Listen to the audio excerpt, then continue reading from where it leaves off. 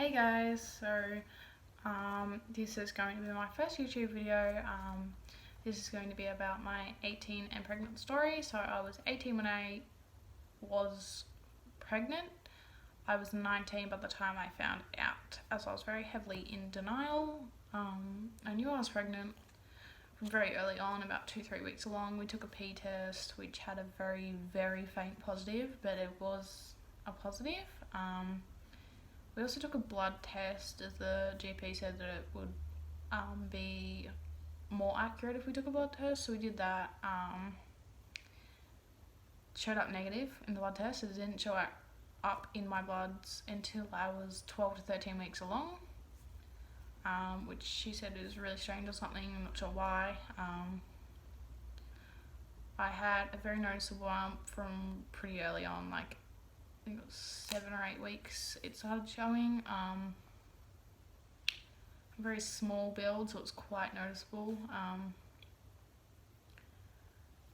I was having morning sickness from about, I think, 3 to 6 weeks along. Really, really harsh morning sickness. I could barely get off the toilet. I was so tired. I would sleep all day, and then I'd maybe get up and make dinner, and I would just be still so exhausted, and I had no energy whatsoever. So I would go back to bed after we ate dinner, and then once we ate dinner, I would just sleep, and it was not like me at all. Usually a pretty active person. I'm up from about 6 a.m. in the morning to roughly 11 p.m. at night, sometimes even 2 in the morning. So it just wasn't like me. I had period cramps, but no period. So the first period that I missed, the first month's period, I was like, it's nothing.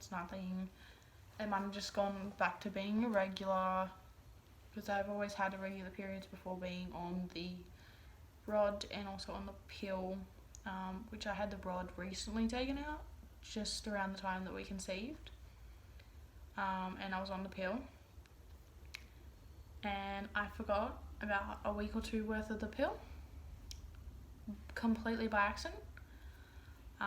So if you do not want to get pregnant and you are on the pill, please remember to take your pill, as it may seem like it's just a day break, or it could be 3 days break, or it could be 4 days break. You can still get pregnant, as once you stop taking that pill and then you restart it,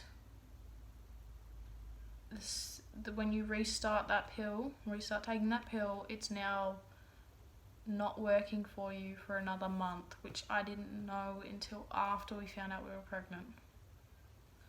It's very important to take that pill if you don't want to get pregnant.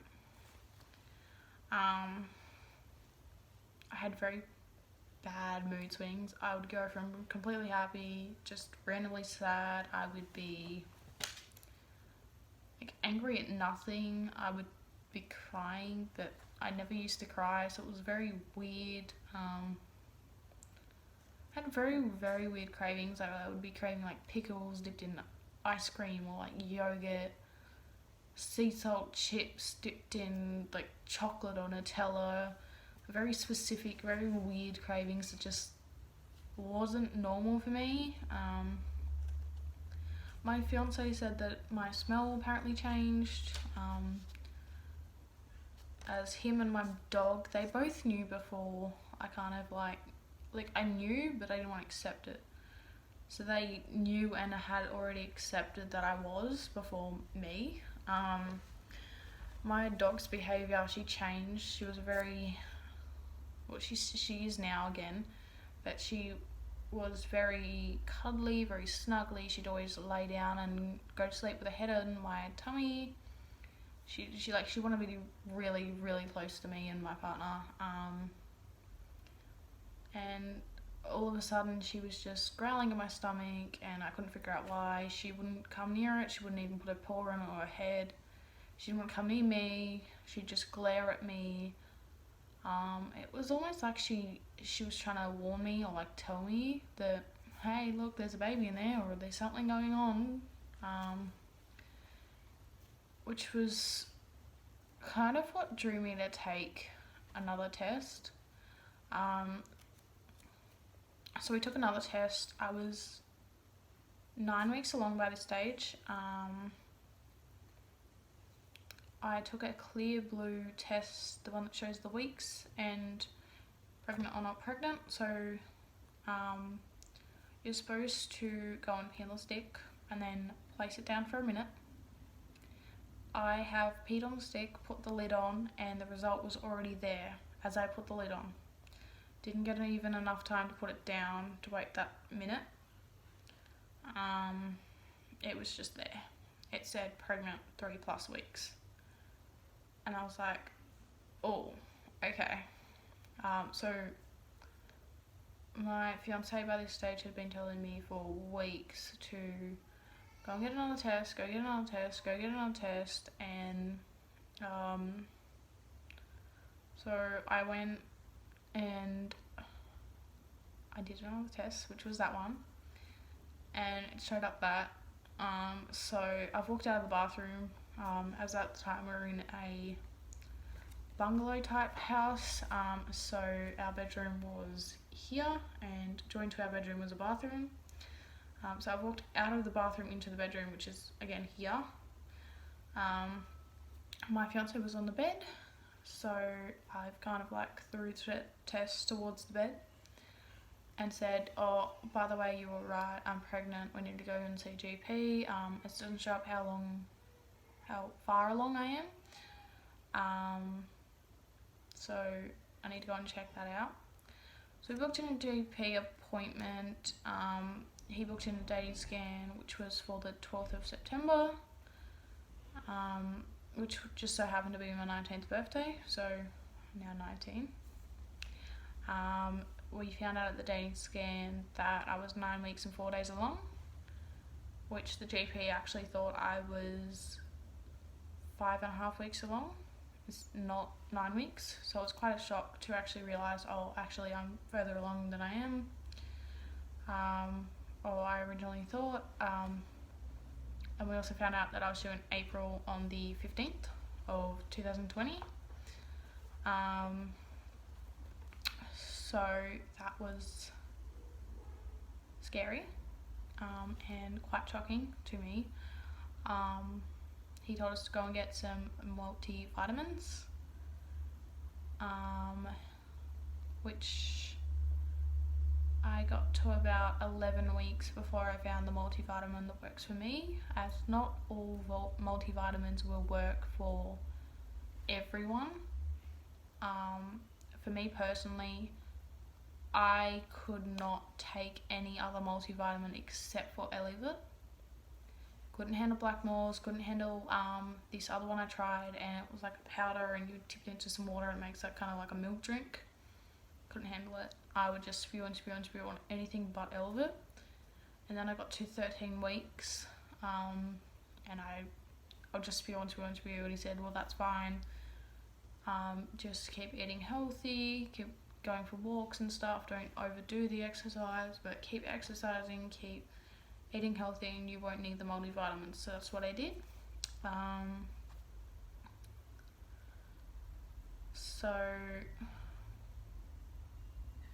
what else? When I first found out I was pregnant, and the first part of my pregnancy, it was so we conceived around July, I think it was, or sometime around there, and I found out in September. So this is roughly 2 months along, a little bit over 2 months. But so the first part of my pregnancy was quite normal. It wasn't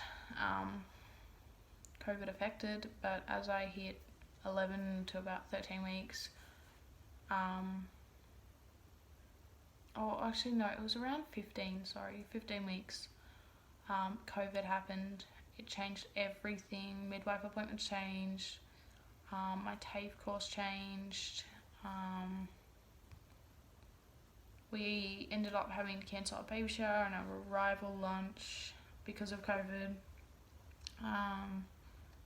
There was a lot of restrictions that came, and then they went, and then they came back. Birth and after birth supports and visits changed, which was really hard because I wanted my fiance and my mum-in-law in the room with me, and I couldn't have both, so I took my fiance in with me. He cut the cord, which was lovely. I will do another video on the birth story, but I just want to get the pregnancy story in one video. So we found out her gender on my 12-week scan, but we had it late, so it was 13 weeks and 5 days, and she was a girl. She had her legs up in the air, perfect position, umbilical cord over tummy, so there was no mistaking that she was a boy. And then at my 20-week scan, we had that at 22 weeks, and she was still a girl. And they said to me at my 20-week scan, they said, everything looks fine, everything looks healthy, you're most likely going to go around your due date, which is fantastic, that's what we want to see. And then 2 weeks later, when I hit, it was about maybe 4 weeks, or it was a couple of weeks later anyway, and I went into early labour for the first time, and my body was pushing the baby out. I wasn't dilating, but my body was trying to push the baby out when me and my body weren't ready for it, and baby was definitely not ready for it. I was at Frankston Hospital by this stage, and they did everything they could, and they stopped the birth, thank God. And I went into early labour again at 34 weeks, which was very, very, very scary. Went to Frankston Hospital again for that. Horrible experiences both times, but I'm just glad that me and my baby are okay, which I will do another video on that, but I just want to be really careful with how long my videos are, because I don't want to be talking too long. And then I birthed her on my due date, so the 15th of April this year, and I went into labour the day before, so it was a 25-hour to about 30-hour long labour, so very traumatic. And again, Frankston Hospital for that. It was a very bad experience, which I will do another video on, not at this time, but maybe tomorrow or Wednesday. I have a couple other videos coming up which I will speak to you about later on. But yeah, don't forget to like, comment and subscribe. Thank you.